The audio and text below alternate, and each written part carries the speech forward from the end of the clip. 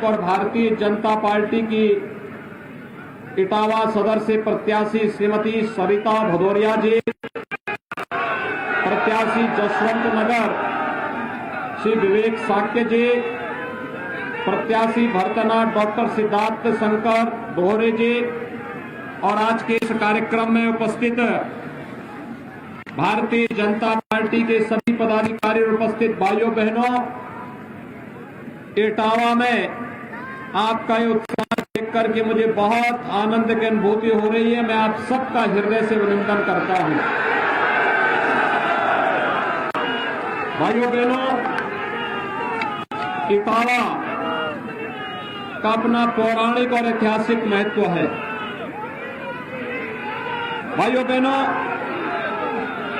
इटावा का काली वाहन मंदिर में मां काली प्रतिष्ठित है।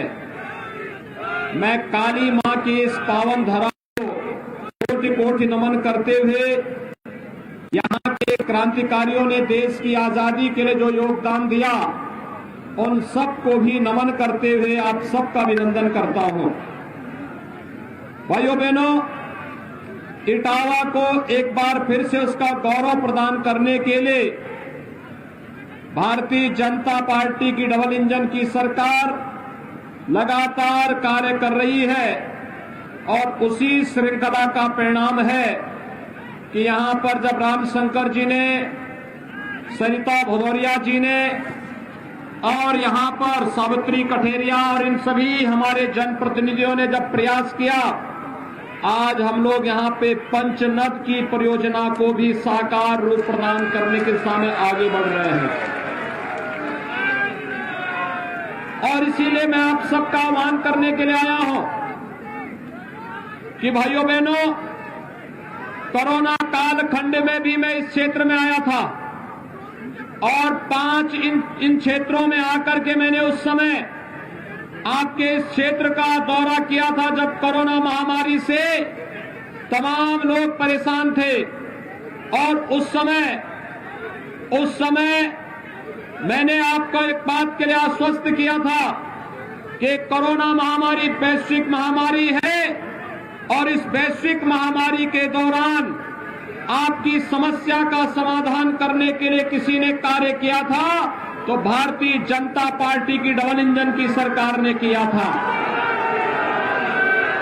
आप मुझे एक बात बताइए, जो लोग इटावा को अपनी व्यक्तिगत बपौती मान लिए थे, क्या इटावा में ये लोग कोरोना कालखंड में देखने के लिए आए थे?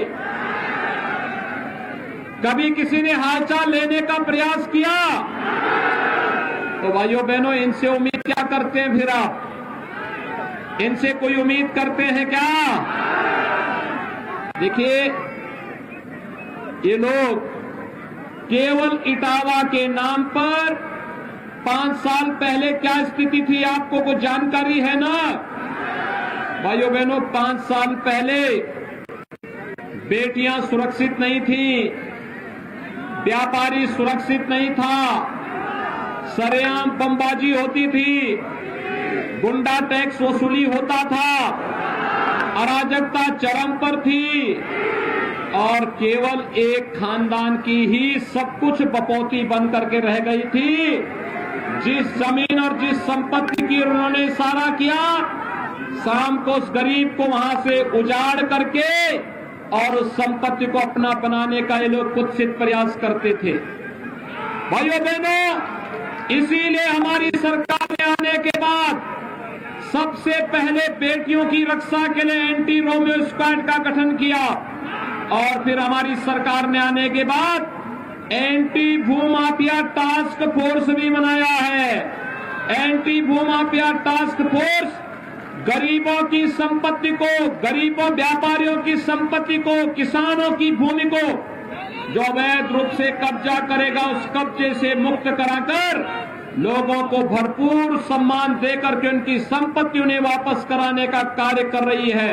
और मुझे बताते हुए प्रसन्नता है, पूरे प्रदेश में वर्तमान में हमारी सरकार ने 64,000 हेक्टेयर भूमि को कब्जे से मुक्त करवाने का कार्य किया है। और यही नहीं, माफिया और अपराधियों की 2000 करोड़ रुपए से अधिक की संपत्ति को जब्त करने का काम भी किया है। भाइयों बहनों, वर्तमान में पूरी दुनिया इस सदी की सबसे बड़ी महामारी का सामना कर रहा है। कोरोना महामारी इस सदी की सबसे बड़ी महामारी है। दुनिया के अंदर लाखों लोगों की मौत हुई है, लेकिन भारत के अंदर यशस्वी प्रधानमंत्री मोदी जी के नेतृत्व में जीवन और जीविका दोनों को बचाने का उत्तम कार्य हुआ है। जीवन को बचाने के लिए फ्री में टेस्ट, फ्री में उपचार, फ्री में वैक्सीन। कितने लोगों ने वैक्सीन ले ली है? यहां पे वैक्सीन लेने वाले इटावा में भी 100% लोग हैं। अभिनंदन आपका। लेकिन भाइयों बहनों, जो लोग वैक्सीन के बारे में दुष्प्रचार कर रहे थे, उनका क्या होगा? ये वैक्सीन ने कोरोना से बचाया है ना? तो फिर जो आपके संकट का साथी है वह आपका सच्चा साथी है, शेष तो अवसरवादी है। और इसलिए मेरी आप सबसे अपील है, ये समाजवादी पार्टी के लोग, ये वंशवादी लोग उस समय एक बात कहते थे, ये कोरोना वैक्सीन नहीं, ये मोदी वैक्सीन है, भाजपा वैक्सीन है, इसको नहीं लेंगे। आज उनको बताने की आवश्यकता है, ये मोदी वैक्सीन और बीजेपी की वैक्सीन ने ही जान बचाया है, इसलिए वोट भी बीजेपी को ही पड़ेगा। क्या बोलेंगे? वोट भी बीजेपी को बोलेंगे। सभी लोग सहमत हैं? भाइयों बहनों, एक बात और मैं बताता हूं। भाइयों बहनों, इससे पहले जब भी महामारी आती थी, बीमारी से के साथ साथ ज्यादा मौतें होती थी भूख से। आप देख रहे होंगे, डबल इंजन की सरकार है, महीने में 2 बार राशन मिल रहा है ना? मिल रहा है ना? हर गरीब को बताएंगे ना? जब सिपाही खानदान यहां पे शासन करता था तब भी राशन मिलता था क्या? तब तो इन्हीं के लिए, पेट के लिए पूरा नहीं होता था, पूरा प्रदेश खा जाते थे। तब भी ऐसे ही करते थे, नौजवानों को नौकरी नहीं मिलती थी, किसानों का ऋण माफ नहीं होता था, और भाइयों बहनों, बेटियां सुरक्षित नहीं थी, व्यापारियों के ऊपर बमबाजी होती थी। अब तो प्रदेश के अंदर कर्फ्यू नहीं लगता है, अब तो कांवड़ यात्रा निकलती है, धूम धड़ाके के साथ कांवड़ यात्रा। और भाइयों बहनों, यही नहीं, अब कांवड़ यात्रा के साथ साथ पहले 2017 के पहले व्यापारियों पर, किसानों पर बमबाजी होती थी, अब तो कांवड़ यात्री निकलता है, हर हर बम बम का नारा लगाते हुए निकलता है। बम मारने वाले चले गए अब दूसरे लोग की यात्रा में। आज प्रदेश में अपराध नहीं, बेटियां सुरक्षित हैं। कोरोना भी प्रदेश के अंदर कर्फ्यू नहीं लगा पा रहा है, क्योंकि सरकार आपके साथ खड़ी है। भाइयों बहनों, मैंने कोरोना कालखंड में 2 बार इटावा का दौरा किया था, और मैं धन्यवाद दूंगा, उस समय भी आपके सांसद रामशंकर कठेरिया जी और आपकी विधायक यहां पर श्रीमती सरिता भदौरिया जी पूरी मजबूती के साथ जनता की जान को बचाने के लिए पूरी ताकत लगाए थे। उनके साथ उस समय विधायक भरतना सावित्री कठेरिया भी बेचारी मेहनत कर रही थी। पूरी मेहनत के साथ उन्होंने जनता जनार्दन की सेवा की, और जनता जनार्दन की सेवा करने के साथ अपनी जनता को फ्री में उस समय वैक्सीन दिलाना, फ्री में उपचार कराना, कैंटीन चलाने का काम इन्होंने किया था। पहली विधायक थी जो फ्री में जनता के लिए कैंटीन चला रही थी। और तब मैंने प्रदेश के अन्य विधायकों से भी कहा था कि जैसे इटावा में वहां की विधायक सरिता भदौरिया कैंटीन चला रही गरीबों के लिए, वैसे ही आप भी चलाइए। और पूरे प्रदेश के अंदर भारतीय जनता पार्टी के विधायक कैंटीन चला रहे थे। भाइयों बहनों, विधायक हो तो ऐसा हो जो दिन रात कार्य कर सके, वीरांगना की तरह आपके लिए लड़ सके, आपके हितों के लिए कार्य कर सके। आप पे संकट आता है, मुझे बताइए, संकट आता है, ये चाचा भतीजे कहीं दिखाई देते हैं क्या?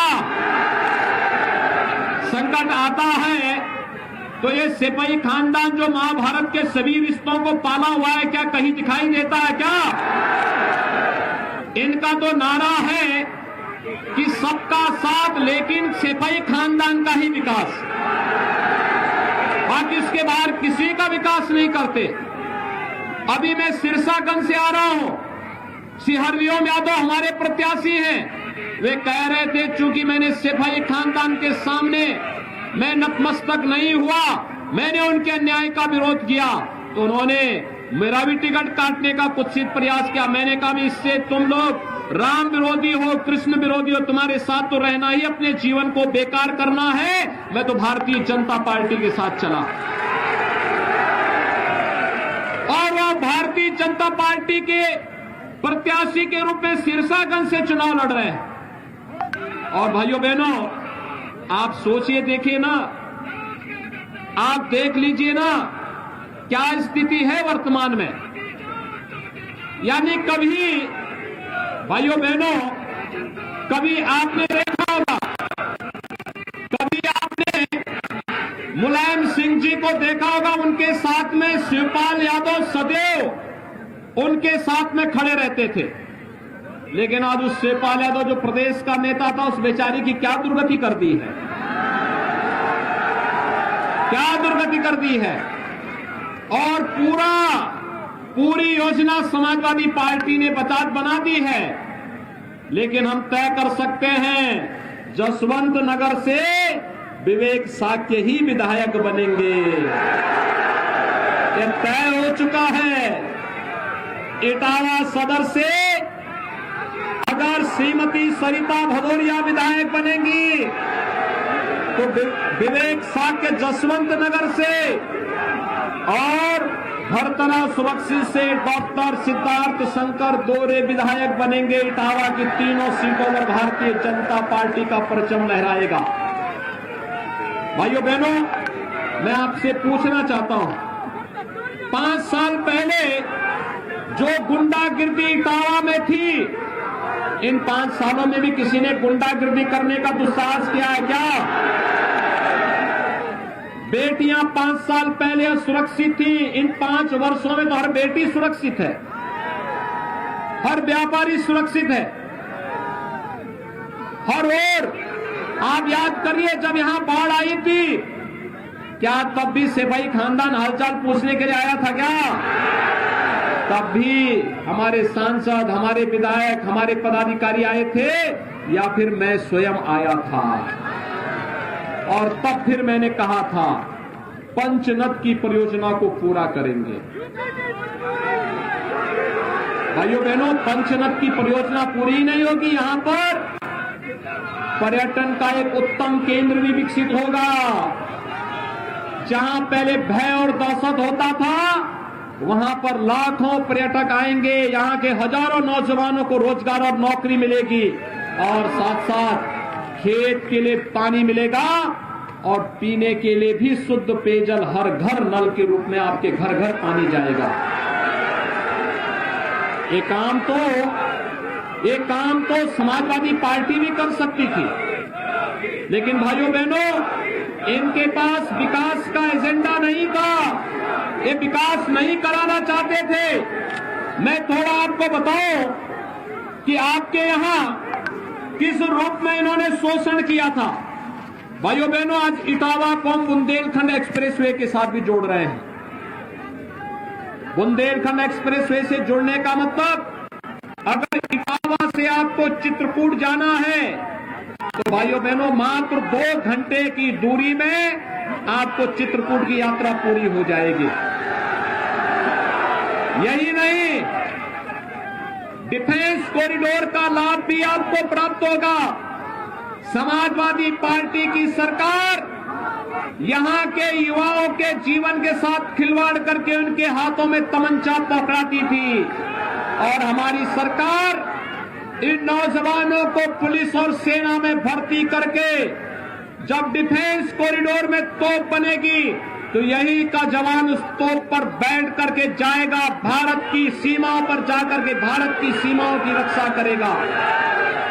भाइयों बहनों, आप सोचिए, समाजवादी पार्टी की जब सरकार आई थी तो समाजवादी पार्टी की सरकार ने पहला काम क्या किया था?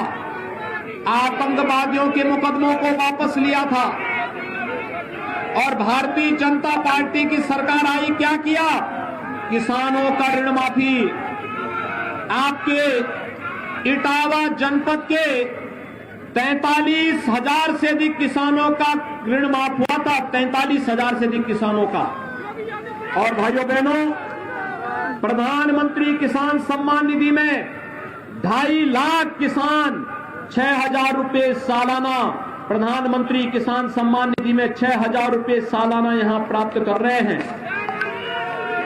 आज भाइयों बहनों, मुझे आप सबको बताते हुए कि अकेले इटावा